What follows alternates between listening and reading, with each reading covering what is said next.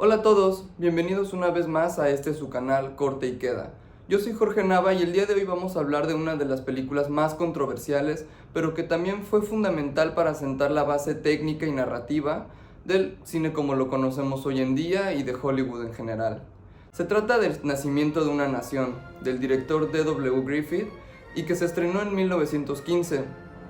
En este momento de la historia seguíamos en el contexto del cine mudo. Sin embargo, Griffith ya añadía una orquesta que durante las 3 horas que dura la película iba armonizando y añadiendo también un poco más de emoción, y también terminaba siendo un recurso narrativo para la historia.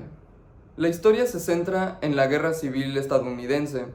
un momento crucial en su historia donde se dividía prácticamente el norte y el sur, y que posteriormente dio a conflictos raciales muy fuertes. Los principales personajes pues son dos familias y también una pareja que terminan inmiscuidos en todo este conflicto político y racial. La película fue tan controversial en su momento que el director D.W. Griffith se vio obligado a sacar otra película donde de alguna manera defendía su libertad de expresión, pero también sentaba una base mucho más amigable y de una forma mucho menos agresiva en cuanto a términos sociales. En mi opinión, la película Nacimiento de una Nación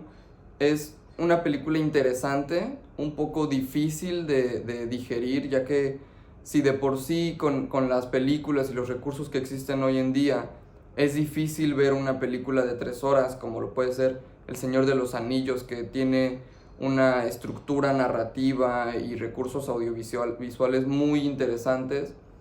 el poder sentarte a ver Nacimiento de una Nación es cansado y hasta cierto punto incómodo, ya que no solamente están reforzando los estereotipos racistas que existían en ese momento y que tristemente hoy podemos seguir encontrando rasgos de ellos, además de ver personas blancas con la cara pintada simulando ser negros, fue también algo bastante incómodo, y que si en su momento fue polémico, si eso sucediera hoy en día tendría repercusiones muy fuertes. Este recurso, entre comillas, podría ser utilizado por géneros que existen hoy en día, como la sátira, ya que existen también películas muy controversiales, por ejemplo, del comediante, actor y director Sacha Baron Cohen, cuyas películas tienen rasgos políticos, bélicos, sociales muy marcados. Sin embargo, son ridiculizados a tal punto que no son incómodos por sí mismos, cuando realmente ellos estaban en un momento de esclavitud, de violencia, donde apenas estaban ganando sus derechos, e incluso esto lo muestran como si fuera algo negativo, como si fueran ellos quienes pudieran dominar el país y oprimir a la gente blanca, cosa que no sucedió y cosa que no iba a suceder, ya que únicamente estaban luchando por sus libertades. Habrá que añadir que los recursos técnicos que innovó el director son utilizados hoy en día, los movimientos de la cámara, planos cerrados, también las ambientaciones, la cantidad de actores en escena eran muchísimos, y el coordinar todo esto de una forma coherente, y habrá que recordar que también era grabado en film. Entonces 3 horas de celuloide eran una edición muy muy compleja de realizar, por lo que la película tiene su mérito más en lo técnico que en lo narrativo, que al final nos deja un precedente y un archivo muy interesante para saber cómo se pensaba y cómo era la propaganda en esa época. Alrededor del minuto 35 podemos ver cómo personas negras empiezan a invadir una comunidad con violencia, a caballo, y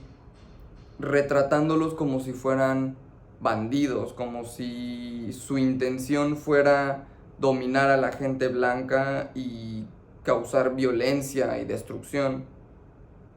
Algo interesante que podemos notar es el montaje en paralelo, que nos va contando diferentes perspectivas de un mismo acontecimiento a través del montaje, de las diferentes escenas y encuadres. Podemos ver el miedo de la gente blanca y a los negros reprimiendo a esta familia, ¿no? Causando destrucción en su casa, y el terror realmente de la gente blanca,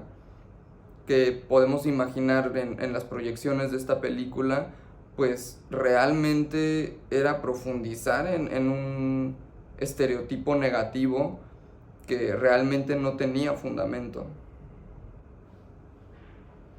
Alrededor del minuto 1:20 es cuando sucede esta escena, y podemos empezar a ver que los escenarios también ya son más complejos. Sin embargo, utilizan lugares reales, no se nota que sean sets armados, ya que pues tampoco existía tan sólidamente este concepto para grabar.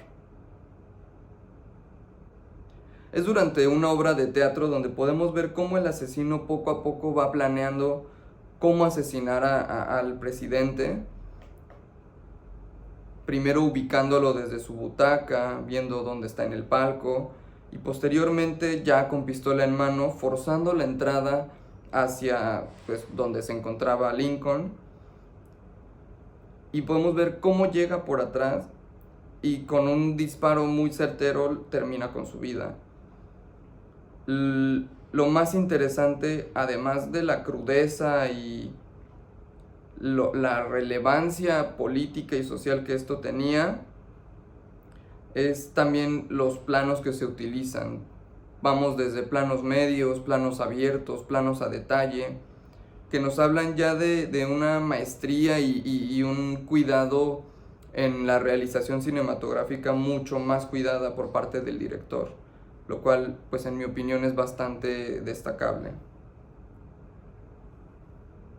Es alrededor del minuto 2 horas con 45 minutos donde podemos ver cómo la gente negra prácticamente tiene secuestrada a la chica y cómo se preparan en armas de una forma organizada para tomar prácticamente la ciudad. Sin embargo, el montaje que tiene la escena,